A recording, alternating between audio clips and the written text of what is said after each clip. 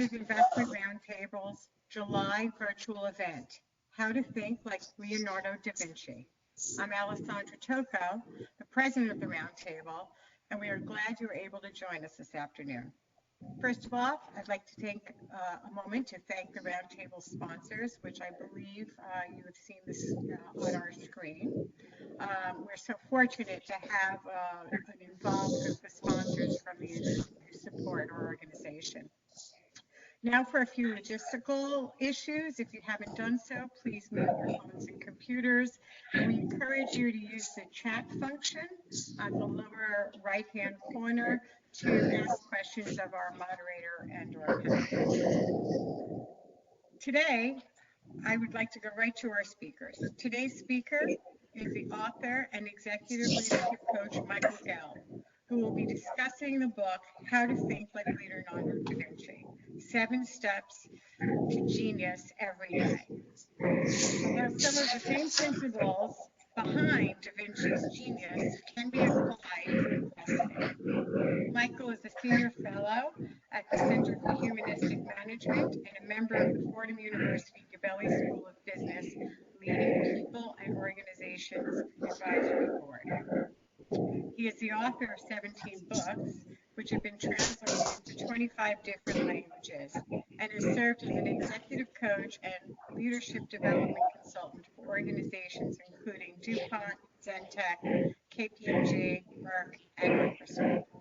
Today, we're fortunate to have this discussion moderated by Donna Rapicoli, the university professor and the dean of Fordham Gabelli's Business School of Management.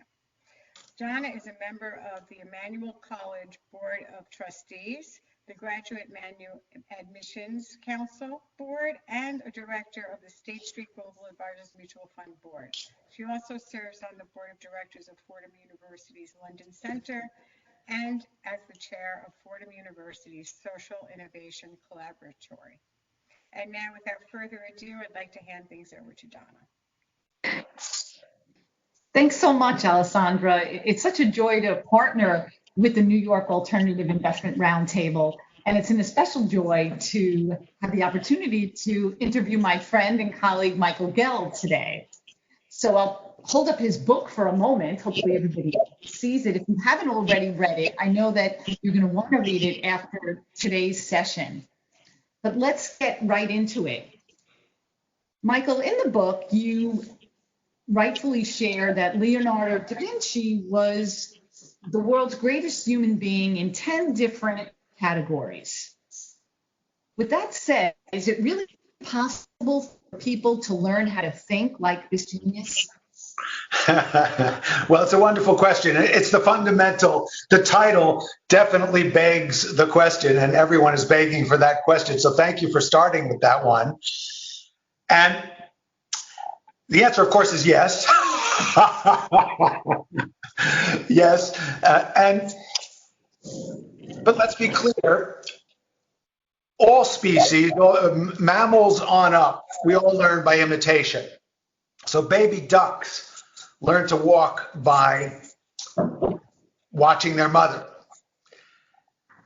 The great thing about humans is when we reach a certain age, we get to choose who we imitate. So we've all learned a lot from our parents and from other role models in our life, better or for worse. But one of the great opportunities we all have is to consciously choose characteristics or qualities we want to model, imitate, emulate, and develop in ourselves. So if you're interested in using your full potential, if you're interested in developing your ability to think creatively, Leonardo da Vinci is probably the greatest role model ever. And the really wonderful thing to know, and this was a delight for me to discover and then translate in the book, is that Leonardo actually gives practical advice to his students in his notebooks. He's giving guidance on how to develop creativity, how to develop imagination, how to use your full potential. He even gives life advice, ethical advice. So I read his notebooks with that question in mind. What specifically is he trying to teach us? And then how can we apply it?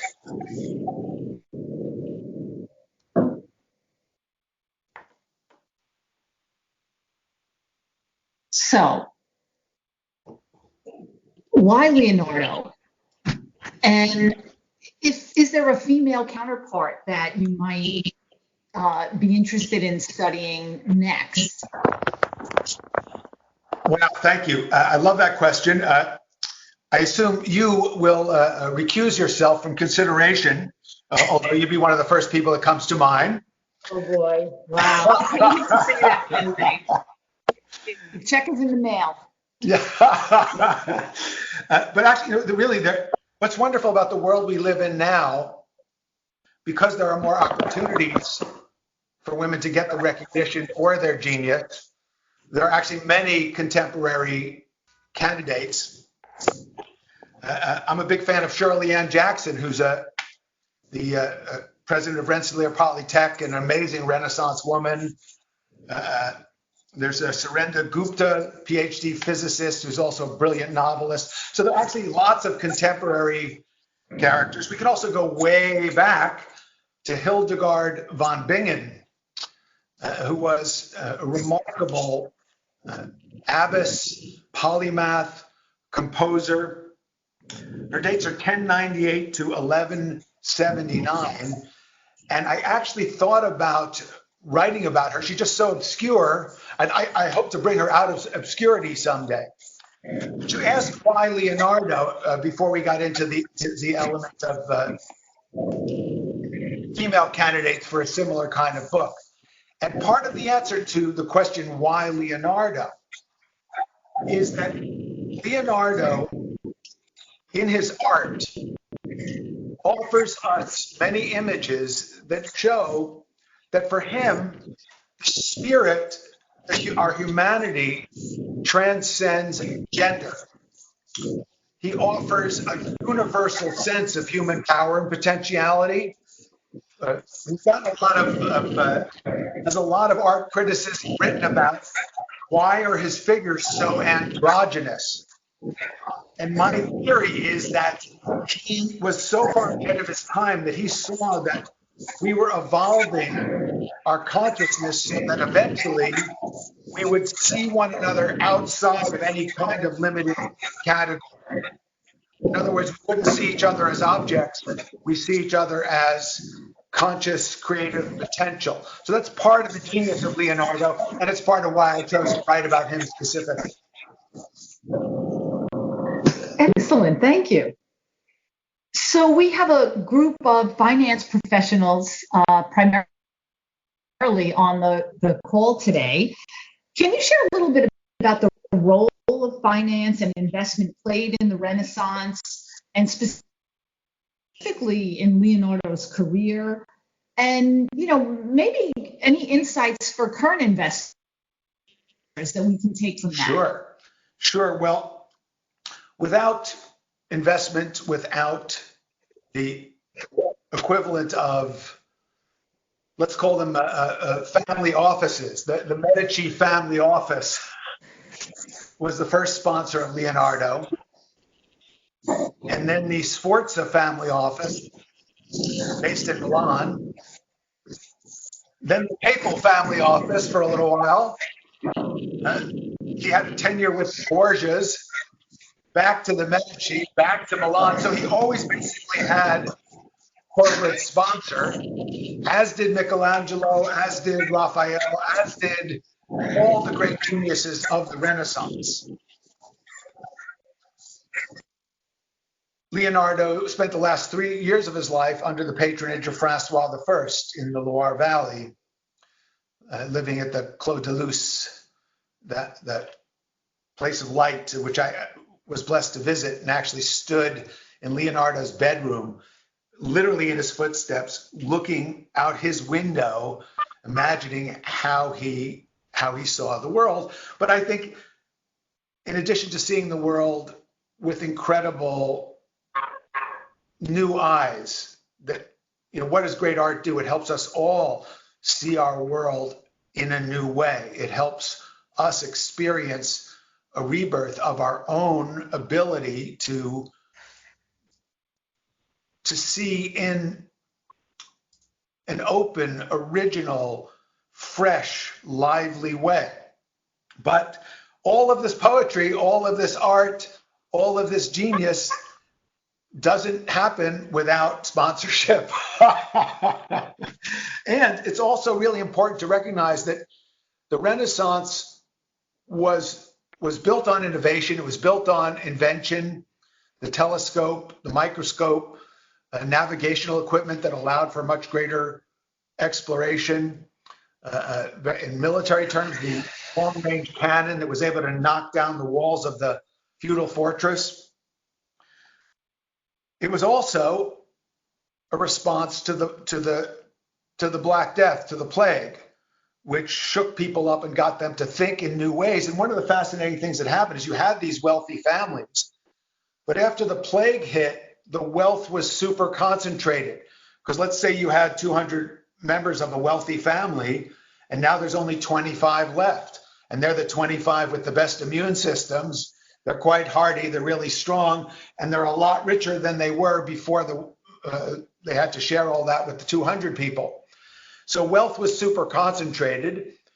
New models of accounting, of banking, of finance really drove the whole Renaissance. And it's quite fascinating that Leonardo's dear friend, Luca Pacioli, is the pioneer behind double entry bookkeeping. So we're all familiar with Leonardo's famous Vitruvian Man. The Vitruvian Man was an illustration that Leonardo did for one of Pacioli's books about proportionality. But meantime, Pacioli was also writing extensively about mathematics and really gave birth to the contemporary science and art of accounting.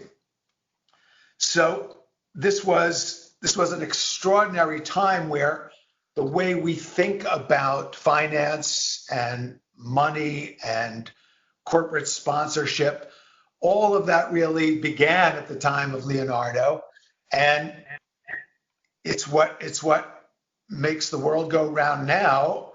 Our challenge, our creative challenge, is to get businesses to rework how they think about why they do what they do, so that they integrate a higher purpose that serves human flourishing. And that was my most recent book. It's called The Healing Organization, Awakening the Conscience of Business to Help Save the World. My co-author, Professor Raj Sisodia, wrote the book Firms of Endearment, in which he put forth the business school case studies demonstrating that companies that have a higher purpose and treat all their stakeholders with care and dignity and respect, those companies will not only be much better, happier places to work, but they will outperform companies that don't do that financially. So obviously, once we know that, we say, well, why would you consider doing anything else?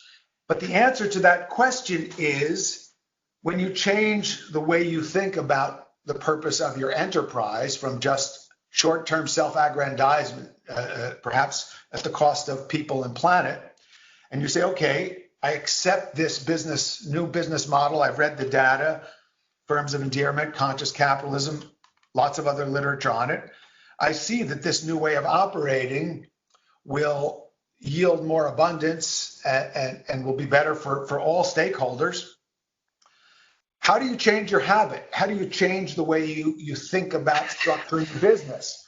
Well, you need to be really creative, and that's why we all need to think like Leonardo da Vinci if we're going to change the world by changing how we think about business.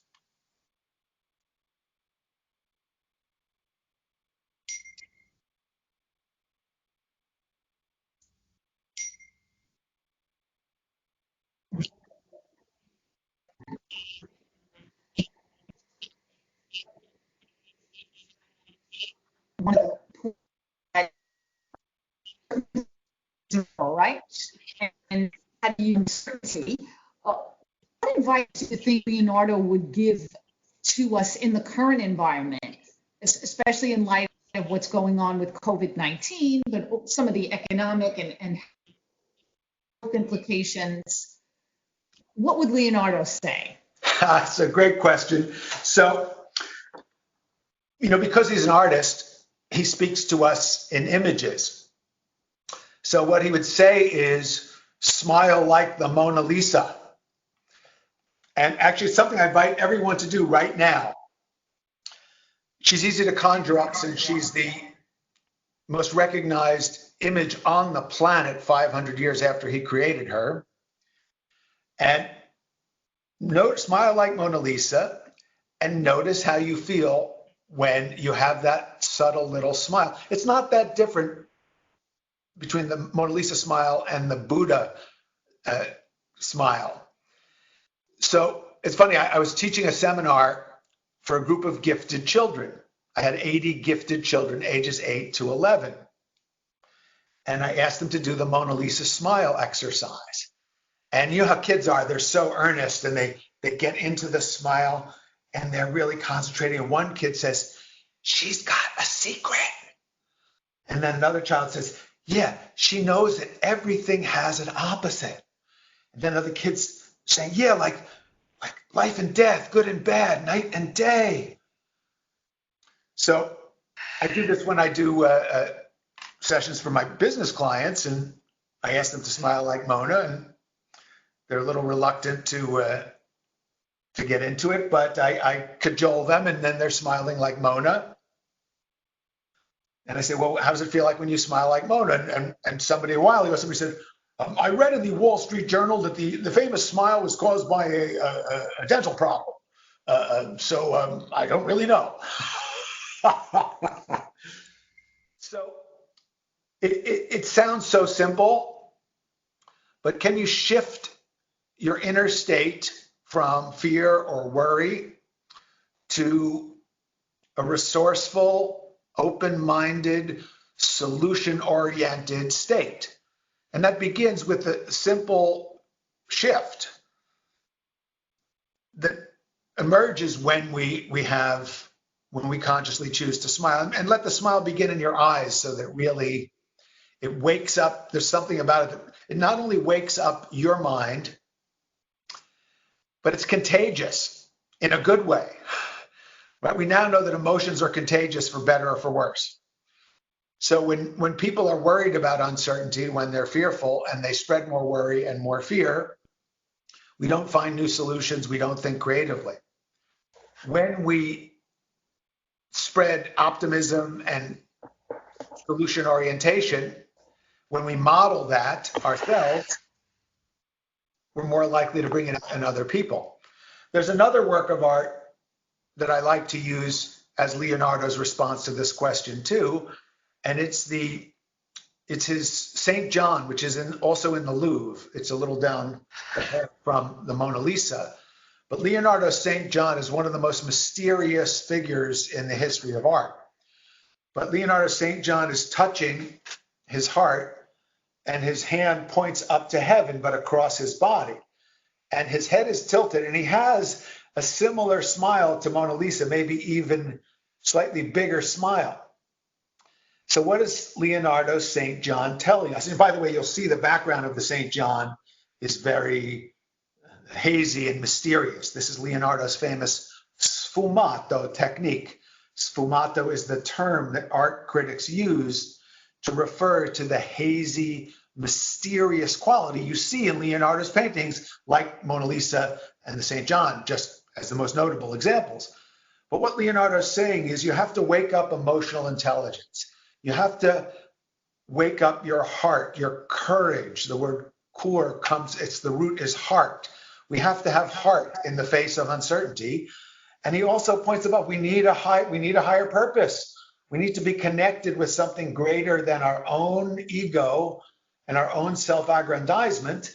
And then you notice the head is tilted and there's that smile. We got to keep our sense of humor as well. So that's a little bit of what Leonardo would guide us in response to the current uncertainty.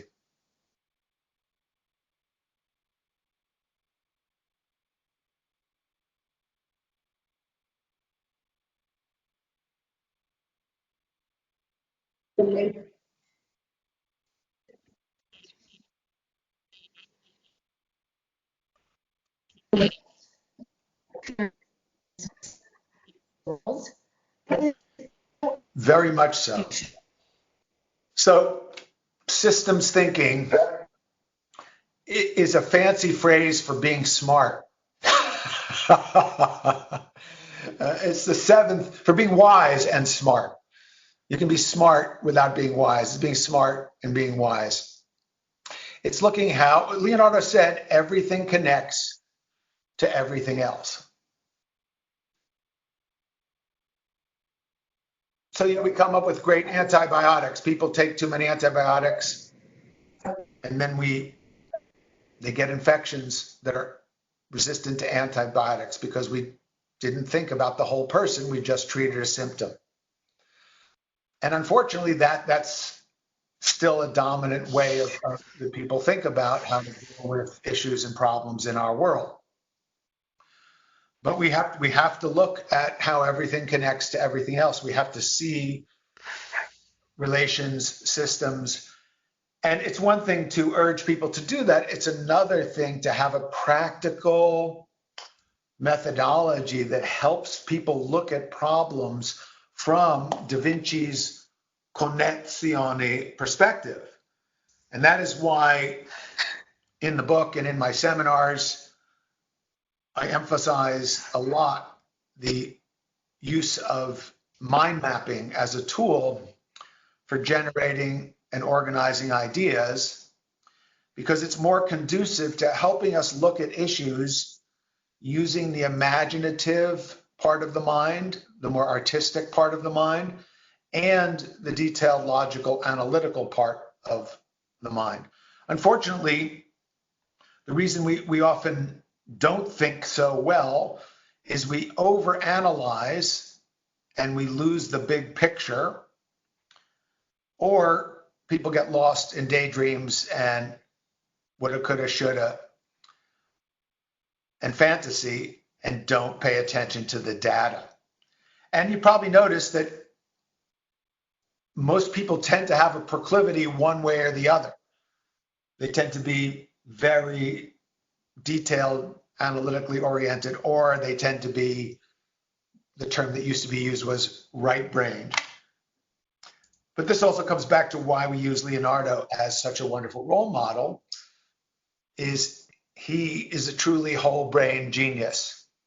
He's a genius of both art and science. And he said, study the science of art and the art of science. Mind mapping is a practical tool to help us develop the ability to use both modalities in harmony so we can, before we start even looking for solutions to a problem, here's a little systems thinking tip, lay out all the information first. Look at all the data, look at all the research first, and ask some questions. How does what we're seeing, how does this relate to this? How does this connect to this? What happens if we solve this problem? What new problems will we cause? Are we looking at this problem from a limited perspective? Do we have a diversity of perspectives here as we consider this issue? Have we asked people from different backgrounds with different perspectives? Are we all looking at this from our same, we all went to the same university with the same degree, so we have the same tendency, same preconceptions? It's just the beginning of this exercise of mind mapping issues, but it's one that comes intuitively to many of the people we call geniuses. But the good news is it's something that if people are interested, they can actually learn. And this is what I've aimed to do, is create the curriculum so that step by step, we can all develop these fundamental skills for thinking like Leonardo da Vinci.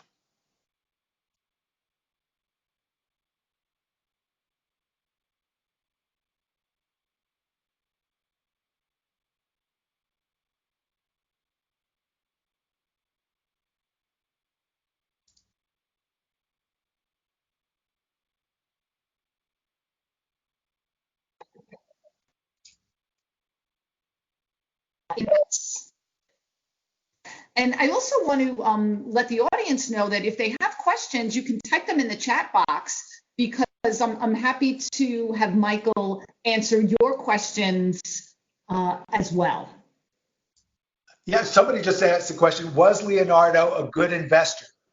Yep. Well, let's put it this way. He always had a sponsor. So what was he investing in? He was invested in wanting to know truth, wanting to know beauty, and wanting to know goodness. And he knew that, for example, he wanted to know the secret of life, literally. He gave us the first ever accurate drawing of an embryo in the womb. His anatomical drawings are still used in medical schools today because in some regards, he captured things that nobody else has captured, the same level of detail, and they're just magnificent and incomparable. How did he get to do that, however? Because it was considered illegal, sinful to do a dissection. Well, he had a patron, and the patron gave him the opportunity to do that and be protected. So he wasn't looking to maximize his 401k. He didn't have a number at which point he would be happy to retire, because he never wanted to retire.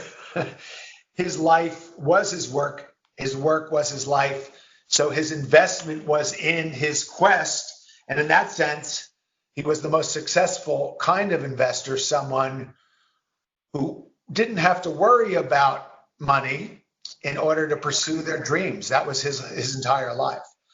And having said that, the 7 principles are particularly helpful for people thinking about financial planning, investment. And by the way, just so everybody knows, Leonardo's father was a member of the Guild of Notaries and Accountants in Florence. It was a family lineage. It was started by Leonardo's great-grandfather. But since Leonardo himself was born out of wedlock, Ser Piero, Leonardo's father, wasn't married to Caterina, Leonardo's mother. So Leonardo could not qualify for admission to the Guild of Notaries and Accountants. But for this quirk of fate, Leonardo da Vinci probably would have been the greatest accountant who ever lived. But instead, he gave us the Renaissance. So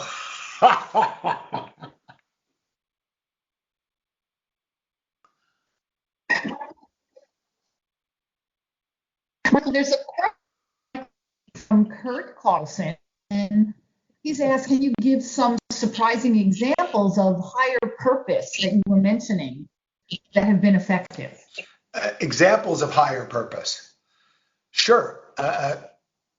I'll give you really practical ones, because I write these books, but what I really have been doing for the last 40 years is working with companies who want to try to live these values. And these values they're not really that different from the Jesuit values in terms of the development of the individual, in terms of a continuous quest for excellence. And the Jesuits frame it in terms of the glory of God, but without the theological side. It's that. What does that mean? It means for a higher purpose, for a reason beyond just our own personal enrichment. And by the way, I don't see a conflict between wild abundance and higher purpose. But just so you know, this is not just theoretical stuff that I write in books, and wouldn't that be lovely? I work with real companies and real leaders who aspire to craft a higher purpose for their enterprises.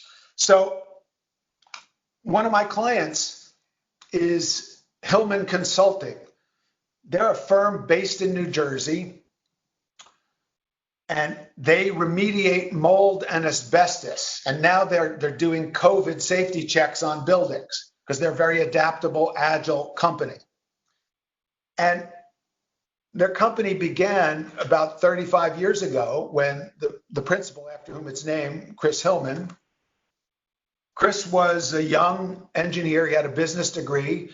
He was on a job where he was asked to check the asbestos levels in a school, and he found an unsafe level. So he wrote his report, and the next day, his boss approached him with an envelope full of cash and said, "We need you to change the report." So Chris, he's a good human being with basic decency and ethics. He happened to have been raised in the Catholic tradition, but he just said, you're kidding me. You want me to poison school children for a few bucks? He said, "There's no way I'll do that. I quit." But he's such an honorable guy. He gave 2 weeks notice because he promised he would. So they put him to work in the laboratory, and he was going to look into the oculars of his microscope when fortunately he noticed before his eyes alighted on the oculars that someone had placed dispersion fluid, an irritant, to try to hurt him. So then he walked out and he started this firm, Hillman Consulting. So it was a firm that was started on a cornerstone of integrity and basic human goodness. But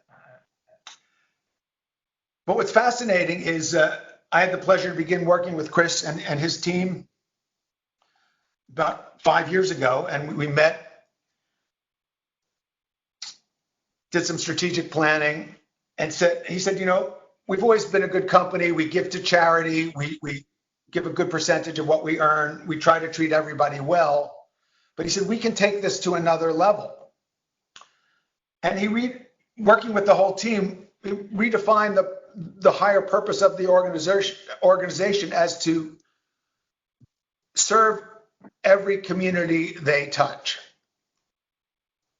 And, that could sound sort of, well, that sounds nice, but what's behind it? And what's behind it is a level of passion and commitment to care for communities and care for people. And we're seeing it now in the face of COVID,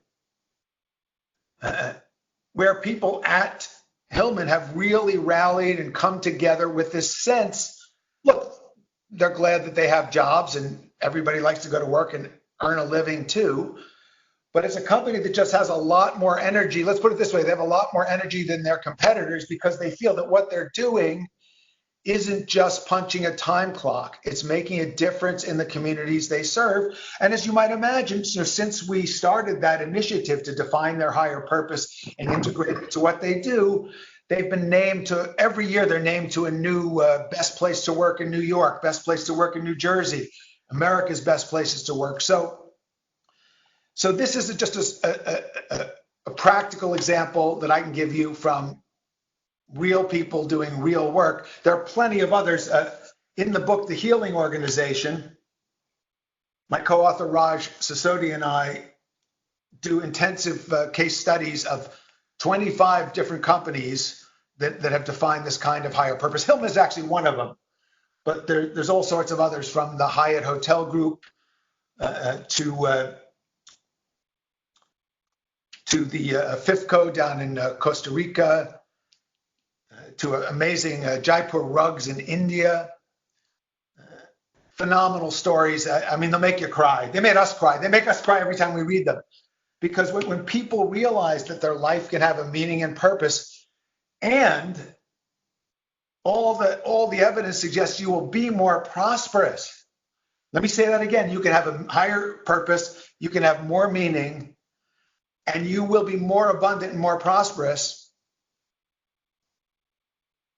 Why would you do anything else?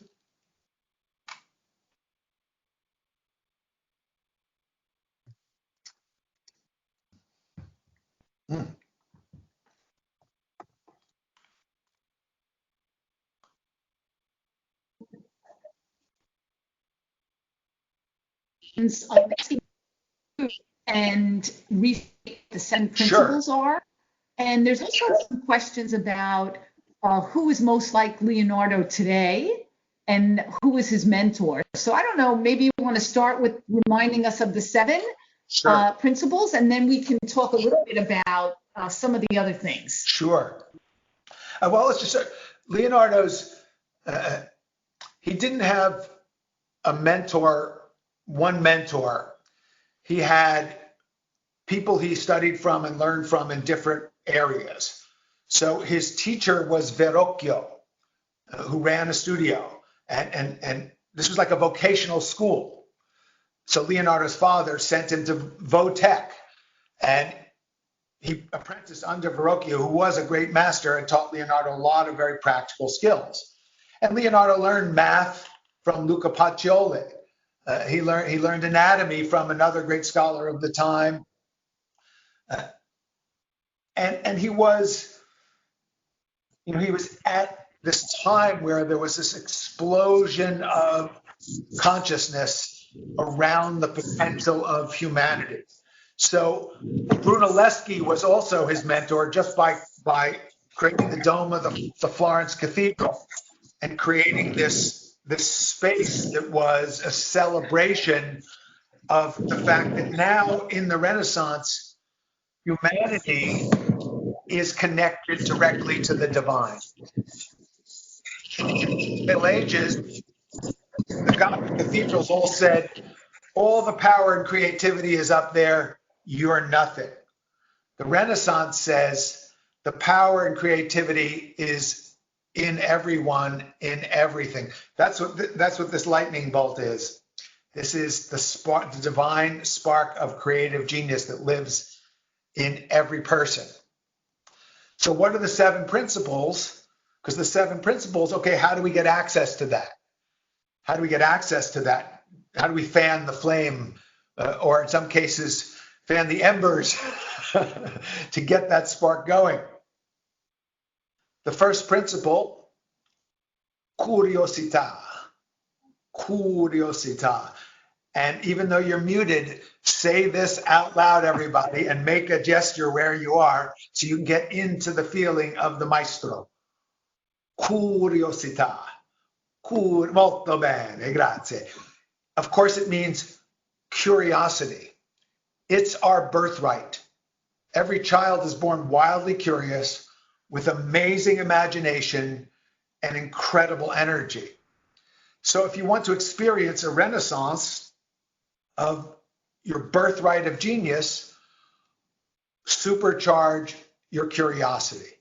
Ask new questions. Use your imagination and you'll discover how to wake up your energy. So, it's a great, how could I bring, here's a powerful question that's arisen in our conversation. How could I bring a sense of higher purpose into my business?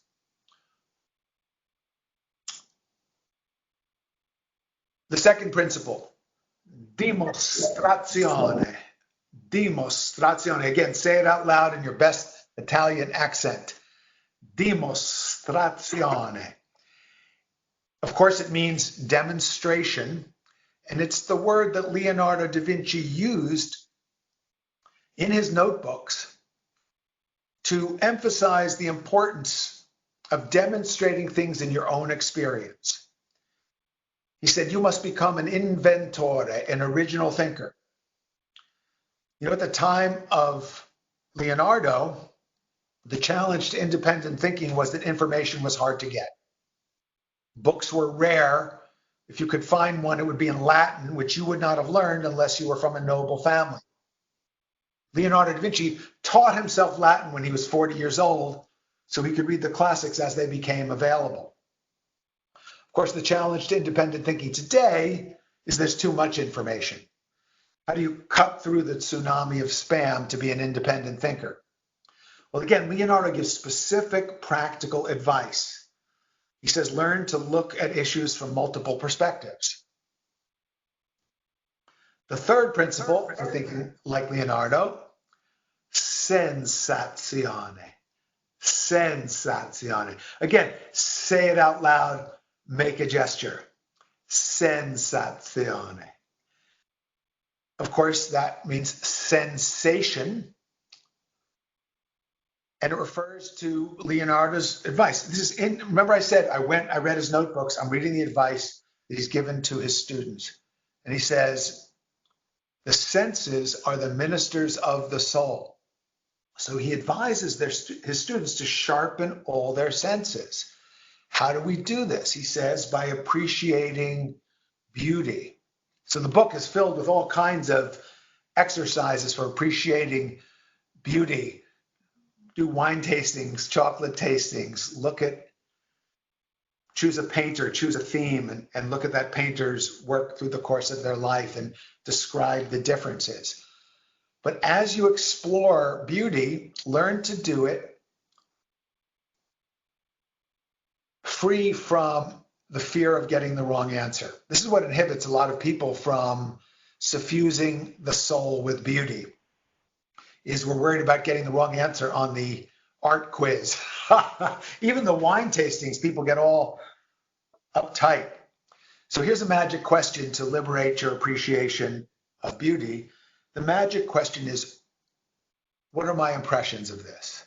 How does this painting or glass of wine or piece of music or aroma, how does it influence me?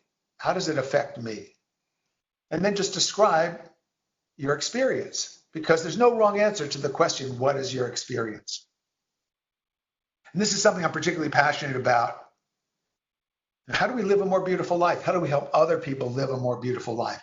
How can you make life more beautiful for the people who work in your organization, for the people you interact with every day? In this time more than ever, we must all become the curators of our own souls. And especially if you're a parent, you must be the curator of the soul of your children. There's more beautiful, wise, genius information available to us for free, instantaneously, than ever before, obviously, in human history. And there's also more vile, mindless, destructive, addictive rubbish. So every time you or your child click something, make it a conscious choice to make your life more beautiful. The fourth principle, sfumato. Sfumato. Sfumato refers, as we discussed earlier, embracing uncertainty, smiling like the Mona Lisa in the face of change. The fifth principle, arte scienza, balance art and science, logic and imagination. Use your whole brain. The sixth principle, corporalita, balance body and mind. So develop a program of psychophysical fitness so that you have the energy to use all the other principles. And then the seventh principle, connessione. Everything connects to everything else. Be a systems thinker, look for the big picture and the details, and apply mind mapping.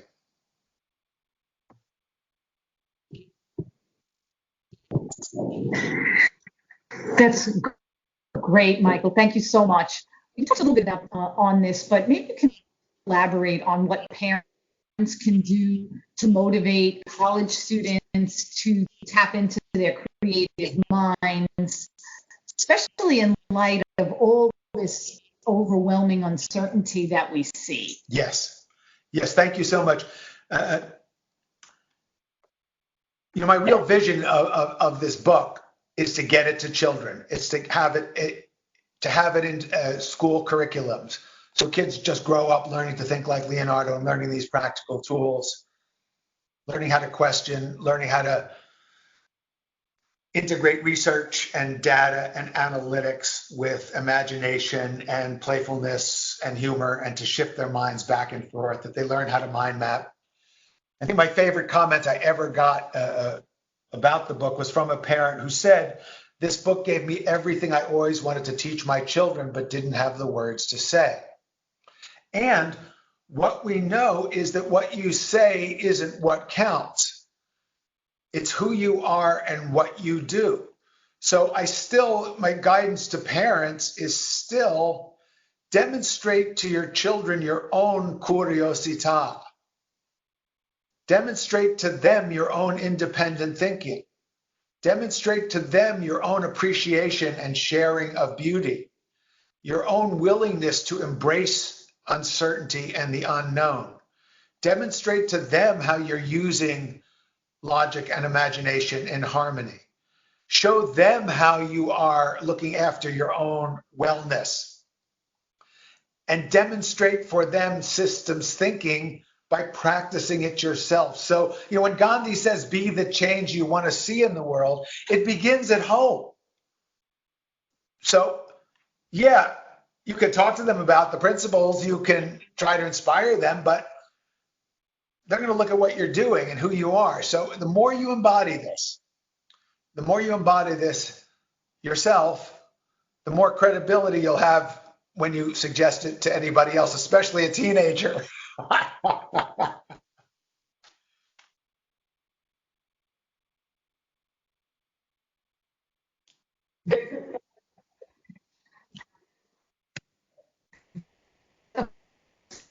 I think you need Italian food means going up in smoke, right? And there's a question about what does that mean?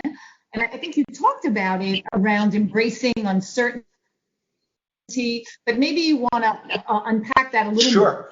Well, that's correct. So sfumato is actually the term that art critics coined to refer to the hazy, mysterious quality we see in Leonardo's paintings, a quality he achieved through the gossamer thin application of hundreds of layers of paint, so that the light seems to suffuse magically from behind the canvas.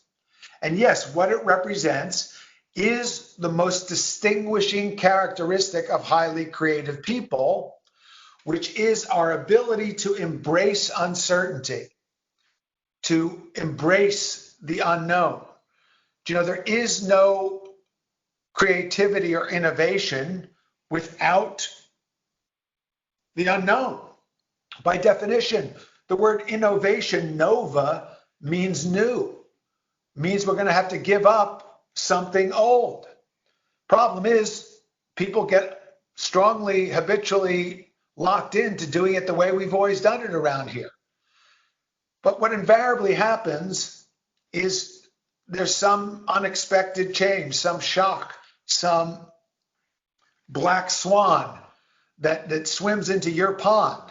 At the moment, the most obvious one is surrounding all of us. So how are we all adapting?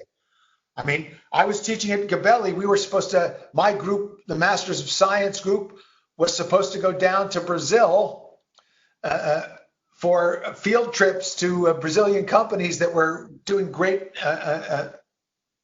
socially responsible stuff. And then we couldn't go to Brazil. Well, working with Professor Michael Pearson, we put that course online in record time. And we had a fabulous time with 39 master's students. So, and that was Gabelli, that was Professor Pearson, and I know a lot of other folks were able to adapt and make this work really quickly. So, again, we're talking about something really practical. And Professor Pearson, much to his credit, had a smile on his face the whole time.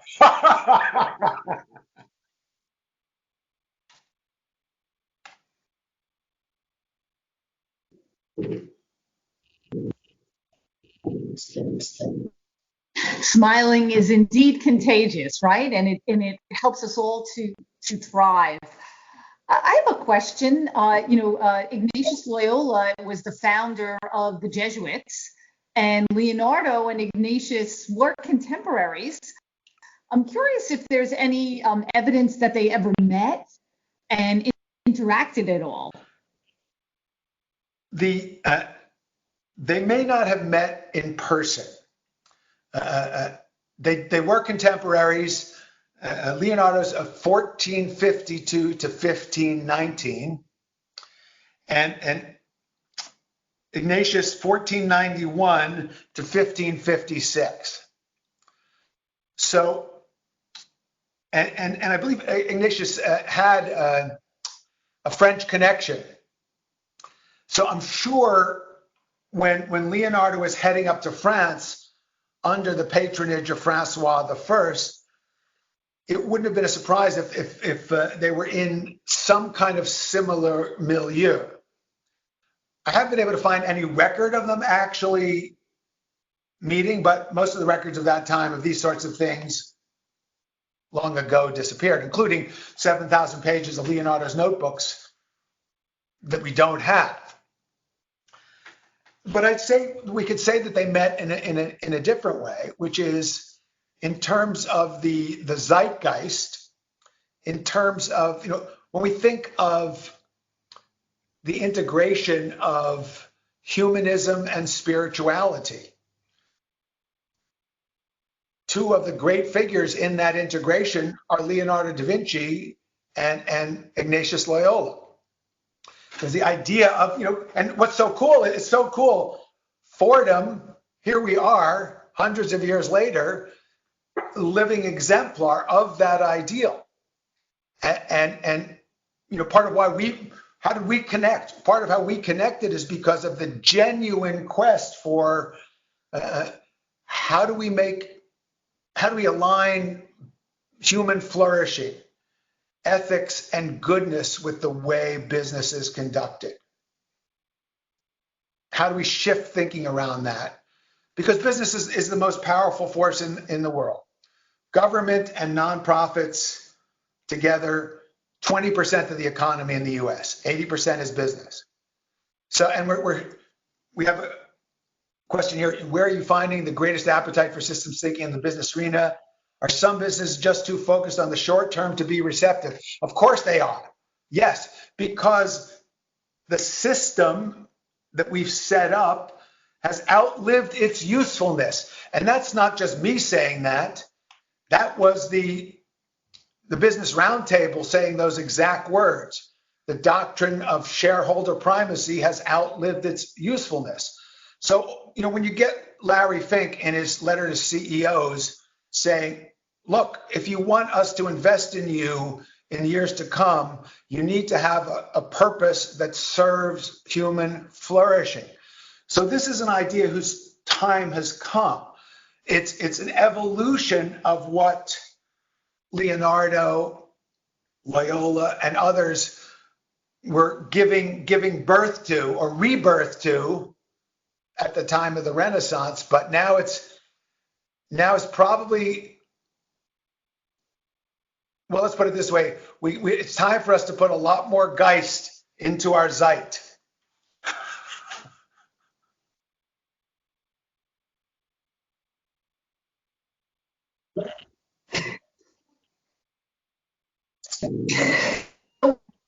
Our ending, we have time for just a couple of more questions.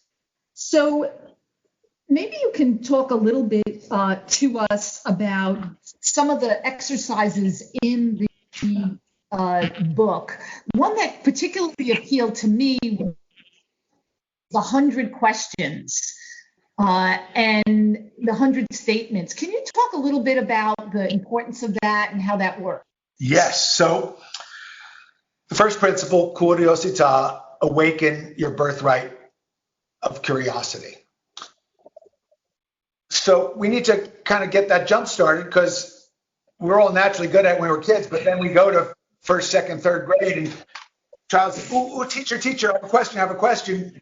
And they're so excited, they blurt out this question, but most teachers are way overworked, underpaid. You've got to get through the curriculum. We don't have time for that. The other kids say, ah, ha, ha. And kids start to learn school isn't about asking questions. It's about figuring out the right answers. And that was sort of, the way people thought it ought to go if we needed to send you into bureaucracy so that you were going to follow instructions and get the right answer for the rest of your career. But that bureaucratically dominant world is in dinosaur land. We're in a way different world already where we need people to think, be agile, change and develop. And in order to do that, we need to strengthen their ability to ask new questions. So how do you actually get people to do that besides saying it's a good idea? Well, the 100 questions exercise is a very potent way to do it. It combines what you probably went to high school and learned stream of consciousness in your English class if you took English class. It's a technique for creative writing where you just write and you don't lift your pen off the paper. It's been used by genius writers throughout history. So what I did is I took the stream of consciousness strategy and linked it specifically to the notion of writing questions. And what happens is people write their first 20 questions and they're in their normal state of mind. So the questions, it might be, why am I doing this silly exercise? But then after people get to 30 or 40 or 50, they start to, it's just like when you get your second wind, if you're running and you get tired and you think you can't run anymore, it's with the questions. You keep running and all of a sudden, wow, you get your second wind and now you're in the flow state and you start running and your running is actually better and faster and freer than it was before. Well, that's what the exercise is designed to do with your questions. And what happens is if people persevere and they get to 100, by the way, I have some people keep going, they do 150 questions, it shifts people into another modality of mind. This is the modality of inspiration, of aha. Everybody knows this modality. I ask people around the world, where are you when you get your best ideas? And the number one answer around the world is in the shower, or resting in bed, or walking in nature, or even driving a long drive in my car, or sometimes after my yoga class or meditation. Almost no one gets their best ideas at work. No one, because they're in their habitual mind. So when you learn to get out of your habitual mind, to wake up your curiosity, then the other exercise that goes with all this is do what Leonardo says to all his students. Have a little notebook, keep it with you, and write down those ideas in those places. Now, if you do the 100 questions exercise, you're going to get more ideas in the shower or driving in your car or waking up at 4 o'clock in the morning, but then you have to write them down. When Leonardo da Vinci would wake up at 4 o'clock in the morning with a crazy idea, he'd write it down in his notebook. Average person wakes up in the middle of the night with a crazy idea. They say, I'm no genius. They go back to sleep. So if you want to think more like a genius, do what geniuses do. And geniuses ask a lot of questions, and then they write down their inspiration as it arises in their notebooks.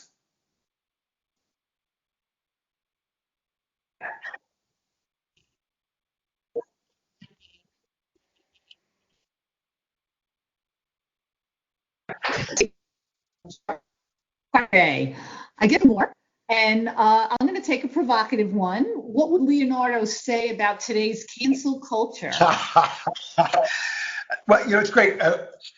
He would say it's a violation of the second principle, dimostrazione. And this is what I really would love. I'm so passionate. I'd love to just guide this to be part of the principle that we teach in our education, is learning to look at and respect different points of view. I mean, it used to be that in a liberal arts education, you learned to debate multiple sides of an issue. I went to Passaic High School in New Jersey. I'm pointing that way because that's where it is. And I know it's hard for you all to believe, but I wasn't voted best looking. And I wasn't voted most likely to succeed. I was voted class arguer. And to give you an idea of the power of my Italian Jewish heritage, 2 years after me, my younger brother also won class arguer.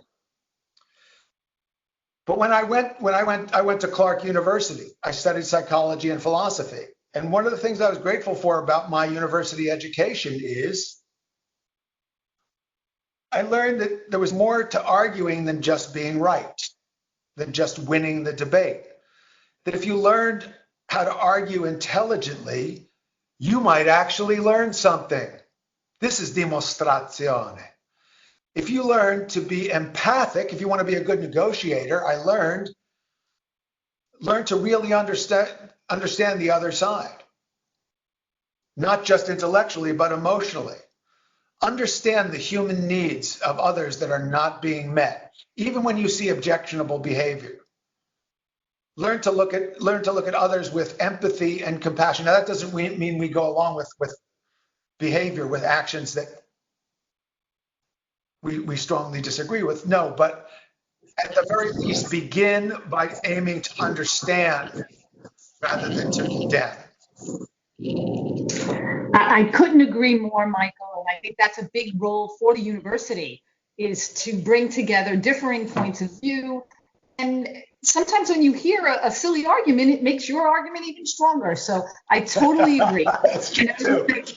Turn it over to Alessandra to close us. Thank you so much. Thank you. Beautiful. Thank you, Donna and Michael. Very interesting conversation.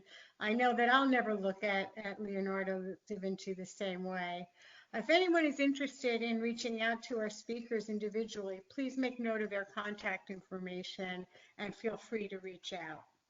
I just want to update you and let you know that our next virtual event is on August 11th, also at noon, and we will be featuring former New York Fed President and former FOMC Vice Chair William Dudley.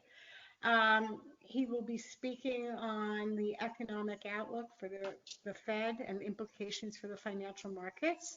So we hope you can attend that one. Also, we are going to host our next virtual call on navigating cybersecurity on July 21st. So with that, I hope you enjoyed the presentation. I know I certainly did, and look forward to seeing you next time. Thank you again, Donna and Michael.